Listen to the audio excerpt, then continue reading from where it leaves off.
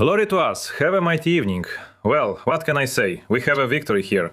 Zelensky himself showed up at the sports event and did some archery. That's wonderful. And also, can you imagine? He played ping pong. It's all just incredible. Who else but Ukrainians could do this? Well, we're not really going to talk about how Zelensky relaxes and has fun, but about what Ukrainians will face in the winter. And in the winter, there will be a real catastrophe. There's no hype here, and honestly, the authorities won't even be able to hide anything. It will be worse than usual. Actually, it's like this every year now, so subscribe to the channel if you haven't yet. Let's go. Look what we have here. Well, first about Parima. Look at mighty Sanish doing some archery. He's on a work trip in Prikarpatia. A very valuable trip. Incredibly, it's just what Ukraine needs. He met with soldiers, veterans and people with disabilities who take part in the Will to Live competitions. Honestly, I feel proud and it brings a tear to my eye. It flows, trickles down, runs down basically, along my unshaven cheek. He talked with the participants, signed some things there, and even, look, can you imagine? A person lifts a kettlebell. Wow, that's never happened before. And here is Zelensky with them again. Whoa, 4, 5, among the country's teams. 18 incorrect, 27. 18. Wow, Zelensky is lifting a barbell. Can you imagine? He's lifting a barbell. That's a sporty president of Ukraine. Well, how about that? Well, would you look at that? What are you going to do?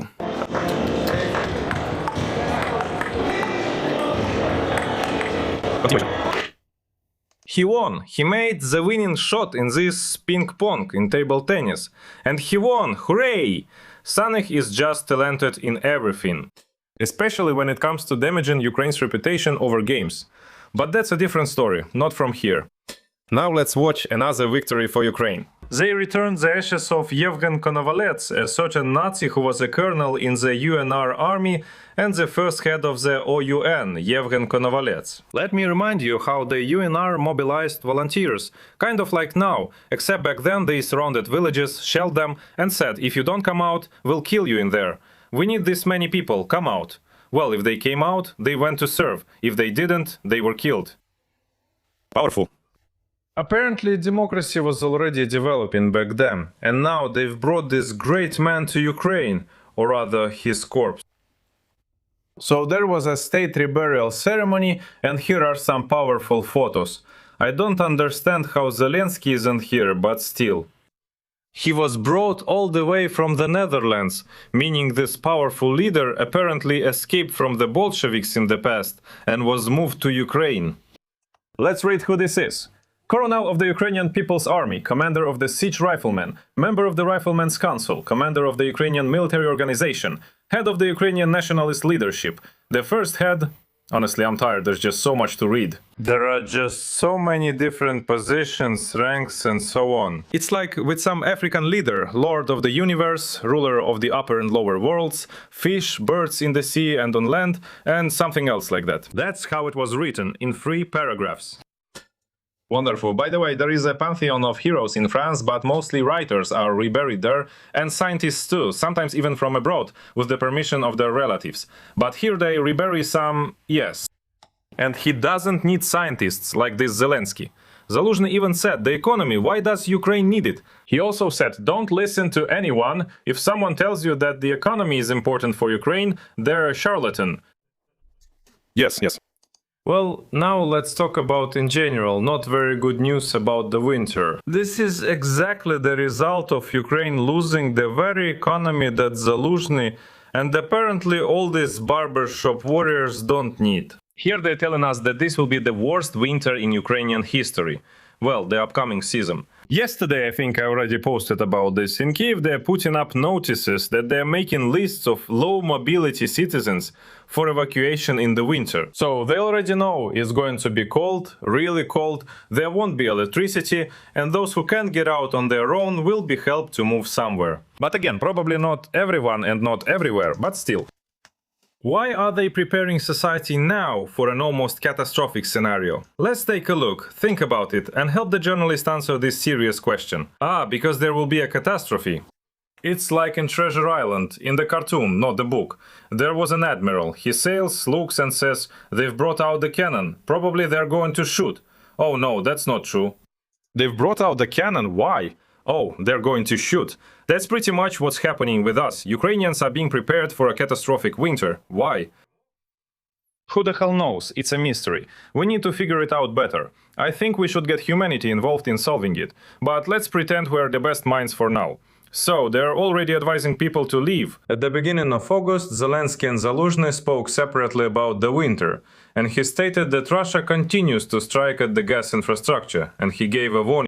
The Kremlin is preparing for new strikes. This has never happened before. Here we go again. Can you imagine? Another piece of brilliant analysis from Genie. The Kremlin is preparing to strike Ukraine. Well, how about that? Who would have thought?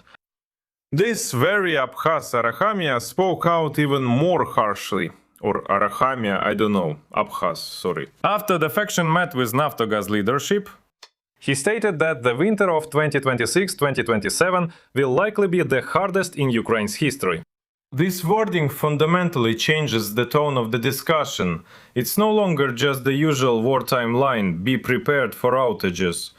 There may be a season ahead that's even more difficult than 2022-2023. Or like 2025-2026, which Klemenko has already called, after the fact, one of the most difficult in the country's history. In other words, each year is harder for us than the previous one. But the borders are moving closer to the 1991 borders, and because of that, my heart is just dancing in my chest.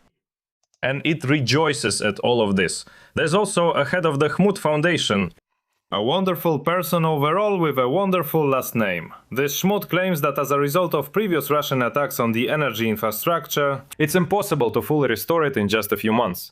Let me remind you again, the person responsible for protecting the energy infrastructure. It was the Afghan Mustafa Nayem, who, let me remind you, organized the first Maidan. Well, that's how it is. That's just how it turns out. Maidan, or rather the second one already. The second, not the first, sorry. The second. And then he was appointed to various different positions, and then it turned out that somehow the money was disappearing. And somehow there was no protection for the energy sector, the energy infrastructure.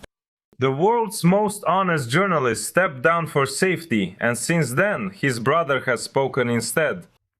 The one who bought a Mercedes for $180,000. Well, everything is just fine for these two people. We should be happy for them, but things are tough for Ukrainians, while everything is fine for the others. Khmut said that everything is bad, and it's worth considering the possibility of moving from big cities to the countryside, a small town, or even abroad. Thanks to Khmut for the valuable advice. It's especially encouraging, for example, for workers at industrial enterprises, probably at the remaining metallurgical plants. The probability and possibility of moving abroad. Probably somewhere on the coast of Spain. There's probably an industrial plant standing somewhere there. And it's waiting for Ukrainians to come and start working there. But these pieces of advice to leave, they're obvious. Even the dumbest hedgehog in the darkest corner of the forest, the one farthest from us, would understand them. People don't move not because they don't want to, but because they can't. Most of them have jobs, unlike these Khmuts and other Prituas. They don't seem to understand that people sometimes have to work to earn money. Not everyone just gets money for nothing, like for all sorts of rusarizes or something else. You need to work. You do your job. I'll explain to these people what a job is. It's when there's a specific task. Whether it's practical or theoretical, it doesn't matter. You need to complete it. And you get money from your employer. You don't beg for money on the internet. You get it from your employer. Well, I hope I explained it clearly, I think. Write your additions in the comments. Maybe I missed something. And what Chmat won't understand about what work is. And why it won't be possible to leave the city this winter. And then, what threatens big cities? We're being warned. It turns out there won't be electricity, there won't be heat, there will be food shortages, and there's nothing good about that either. Now Klitschko has joined in with these warnings. He announced that new power generation units have been installed in the capital. Additional capacity is being built. And during the year, Kiev expects to receive about 200 megawatts of additional generation. At the same time, a public conflict has erupted around the issue of funding for preparations. Klitschko said that money is needed, and the government says there is no money. Well, that's the kind of arguments we have. Then there is also someone named Kitsa, who said that Ukraine is entering the final phase of preparation for the heating season under critical conditions. And they are having difficulties because municipal heating utilities owe Naftogaz 180 billion hryvnias. Teplokомуненерго, to be more precise, owes Naftogaz. Naftogaz itself also has debts. In short, everyone there is drowning in debt. The Cabinet of Ministers says the deputy must act quickly. Then he stated that the speed and quality of preparing cities with a population of over 1 million people for the heating season are out of step with reality. Presidents of big cities should consider if they are prepared to lose basic utilities during possible new Russian strikes. That's an important question. A deputy comes and asks, and they don't address the people formally. Are you ready to be left without utilities, without electricity, without gas, without heat, without everything else? Well, and the people probably say no. Then move abroad. You know how warm it is in Spain. Or, for example, somewhere in the Caribbean islands. There you can eat seafood. Shrimp like this. Move there, worker, milkmaid, miner, everything will be fine. What do you mean there's no money for Magrosha? What do you mean? Well, the fund gave money for something. Not to me, but to this abstract character. And they also tell us, do it the right way, don't do it the wrong way. By the way, you owe 50 euros for the consultation. It's better to be prepared, to have alternative options, and in this way reduce the overall load on the energy system in large cities, than to face the fact of being unprepared. Well, that's exactly what it means. Do it the right way, don't do it the wrong way. Don't lick frozen metal, don't dive head first into the sea, don't... Well, basically, yes. This summer, in addition to issues with electricity, water and heating, food logistics became another major risk. They bombed several of those grocery store chains there. But they're telling us that the factories keep operating. And here's the most interesting part. They say that Ukraine only consumes a quarter of the food it produces, so don't worry, Ukrainians, you'll have food. And what does that mean? This statement. An average Ukrainian reads this and instantly thinks of something. So, does that mean you won't be selling your food abroad, or what? Or how does all this work? Or, well, let's say production has decreased, for example, by a quarter. Production capacity has been knocked out. That means the economy is collapsing. Minus 25. The money that was earned abroad is needed again for the economy and for those same entrepreneurs, those same farmers. Yes, they sell their products, their goods abroad, because in Ukraine all of this doesn't cost very much. And many people they really want to sell abroad and not at all in Ukraine. If they sell, if they are forced to, it will be something like a forced procurement, giving away their products almost for free. And then the farming business will collapse. First, the small ones, almost none are left. Then the medium, and soon even the large ones will have to shut down. In general, talented managers are talented in everything. Why are they asking us again if Ukraine is being prepared for a harsh winter? Well, probably because it's winter and because it's harsh. It seems obvious to me, but maybe not. What has changed? Has anything changed this time? If the government has known for 4 years in a row where and why Russia is striking, why are they explaining again in the summer of 26 what we should be preparing for? Here we had Kuleba talking and all the other figures as well.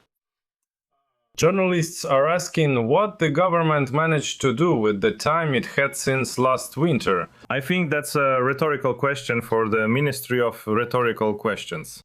And as for that, well, I think there's a lot that could be said about this, but mostly it would be a rather unpleasant string of unprintable words, which again would turn into a truly ugly phrase. Ugly from the point of view of both ethics and aesthetics. From an understanding perspective, it's a good improvement. The sheer concentration of warnings makes you wonder whether Ukrainians are being prepared only for another attack on the energy sector, or at the same time for much larger, you could say, destructive decisions. Here in this paragraph we're told that there's nothing to worry about with the warehouses, there will be food. Well, it's true, but they'll be 3 times more expensive. But again, some guy will come out and say, well, there's food, go ahead and buy it. So what if you have imported shrimp from some abstract ushlaya? Ushuaia? Well, go ahead. So what if they cost 100 euros? That guy has money, and you don't? How come you don't have money again? Well, look, they give out money. Just ask on the internet and they'll give it to you. And then, more rhetorical questions. We warned you, didn't we? Do the authorities cover themselves in advance in case they fail? Well, of course they do. If anything happens, it's the people's fault. For example, if some old lady gets pneumonia in the winter because there's no water, electricity or heat, and you'll say, well, why didn't you buy an EcoFlow for 20,000? And why didn't you buy groceries for just 5,000? So you'd have them for the winter. And why didn't you move to Monaco? It's your own fault, basically. Some old lady just doesn't listen. The wise government doesn't move to Monaco. There's a whole battalion of Ukrainian heroes, road front members there. Not from road front, but from the words mouth and front separately. I mean, this road front gathers in a restaurant and fights with all the food and drinks that can be bought for money. And this battle lasts day and night, and as they say, we just need to make it through the day, hold out until night. Well, that's just how it is. What's happening in the government? People are already explaining it for them. Just in case, the authorities decided to issue such warnings so that later they could shift some of the responsibility onto families if something goes wrong. So what? Alright. That's just how winter is. Then we also have a victorious reality. That's Zelensky managing to establish relations with Poland. So much so that now Ukrainians are fleeing from abroad. He established relations with Albania and Kosovo and was generally a wonderful person. He also built ties with Hungary, but at least for now, Ukrainians there aren't being bothered. And in Poland, well, it's really tough there. Their children, well, I read the news about teenagers. Literally today, teenagers are being attacked if someone hears a Ukrainian accent. The Poles sometimes beat each other up if they suspect their conversation partner, let's say the Ukrainian, speaking with a Ukrainian accent. And they already speak with such an accent, well, as I mentioned before, that a word that used to sound more or less melodic, like protuya, is now being changed to protsuya. This tsu instead of chuya, tsuya. So it turns into this kind of Polish something, some sort of mixed language. So anyway, what's going on in Poland? Ukrainian refugees have started leaving Poland en masse. This is evidenced by data from the statistical agency Eurostat. According to the publication, more than 6,000 Ukrainian citizens left the country in June. There is also a slight decrease in the number of Ukrainian refugees. Millions were recorded in Ireland and Belgium, with most moving to Italy, the Czech Republic and Germany. Currently there are almost 1 million Ukrainians in Poland, but more and more Ukrainians are leaving Poland, and by the way some other countries as well, because, well, once again, Zelensky is taking care of all this. And today, by the way, in one of the shorts, I mentioned that in Spain, women have stopped being granted temporary asylum, simply because, well, that's how it is. They need military documents from women. If you're a woman without these military documents and without a border crossing stamp, which hasn't been issued for months, you won't get temporary asylum. You have 90 days to enjoy the sights in Spain. If you enjoy where you live, you could move. But you likely won't get temporary asylum elsewhere either. That's the news for today. Write in the comments, don't forget to subscribe to the channel, and by the way, about the merch, I've got mugs and t-shirts here too. Do you have them? You might still get the last ones, they're almost gone. We'll update this lineup, so stay tuned. Don't say you weren't warned. As for the proposals, there are some powerful leaders, and one of them, for example, suggests that childless women should go to the front. The people should go to the front. The front. If a woman doesn't have children, then, according to this person, I guess the woman is somehow incomplete. These aren't my words, that's what's clearly implied. And she can be sent to the front. Physiology or similar topics. I discussed the circumstances. A woman has a child. Yes, obviously she raises the child because she has one. Wow, that's some analysis. And the journalist is sitting there with a puzzled look like, what? What are you talking about? If you don't have a child, if you're not a university student. Powerful glasses to protect yourself from this ionizing radiation, you can't do without them. You don't get an education if you don't have other reasons. If you don't work in medicine, in the district center, and your help is needed. Because there are pensioners there are children, a doctor. You have to provide help there, yes. Then go ahead to the front. There is no slavery in Ukraine. And if you sit at the microphone and send others to the front, then you should serve too. That's how it would be fair, I think. There's this guy just sitting there doing nothing, as they say, just taking up space and not doing anything at all. Well, of course, getting paid for it not exactly chmut, but still a sort of chmut. She says women should go to the front lines, then she should go first and show us. People like her are all the same. Let's measure this character with the power meter. You complained that it was gone for a long time. Well, I fixed it. Basically, it shows that it's powerful, really powerful. So powerful that you can see this radiation from space. Like, you know, the Astronomicon, yeah, just like that. That's right. Now, of course, there are also more characters, don't think that's all. For example, let's see who we have here that I haven't shown yet. Yeah, I haven't shown this character yet. The master of Cheburek making, Taras Zahorodny, is telling us about how Ukrainian drones will be striking Iran. Don't ask. Nothing. That soon, for example, Ukrainian drones will be flying into Iran. And what do we get out of that? Is there nothing from this? No, there's nothing here. I think the Chebureks weren't fresh. You're asking the right question. If Americans acted like that, then the question is, what do we get out of that? And we should get ourselves the same status, basically, as Israel has. The same kind of status, for example, with the US. Что? What? I have no comments here, because there just can't be any. This is just crazy. To say something like that. Who invites him? And by the way, we also have the magnificent Tsuka. This powerful, strong old man who served for 2 weeks somewhere near Kiev was hanging around with some guys, as he says, in some basements.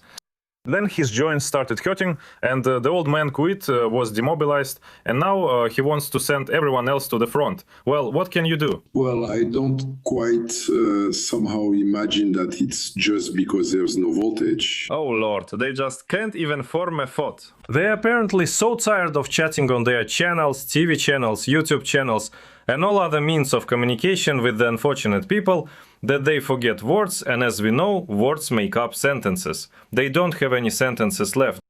There's not even a trace of a thought. That guy from the Cheburek place at least had some kind of idea. Israel, Iran, bombing, planes. With these people, it's not even clear what they're talking about. What's going on? How are they going to gather and return back to the Russian Federation? The journalist's eyes are always looking to the side. Maybe she's doing eye exercises. Let me know in the comments if you know. We have to hit them so hard the feathers fly, but there's no way around it. However, this can also be done with sieges. Well, anyway, that's how things are for us today. Write what you think, don't forget to subscribe to the channel. See you all later. While riding public transport, I consciously started paying attention to which brigades are recruiting these days. And then I even got a text message today asking me to sign up. Well, I understand that these are all just mailings, notifications, all sorts of offers, interesting offers, and there's organization and information processing involved. Working only with documents. Just to systematize things. Organizing meetings, like PR specialists separately, like organizing meetings, or event managers, but they're military personnel. So many professions to choose from. And it's not just infantry. That doesn't seem like how Ukrainian recruiting is actually developing. We can't do without mobilization. Mobilization has to happen in any case. And we know from the examples of all wars that have happened without general mobilization, it's impossible to win such a war. So the ideas are really good.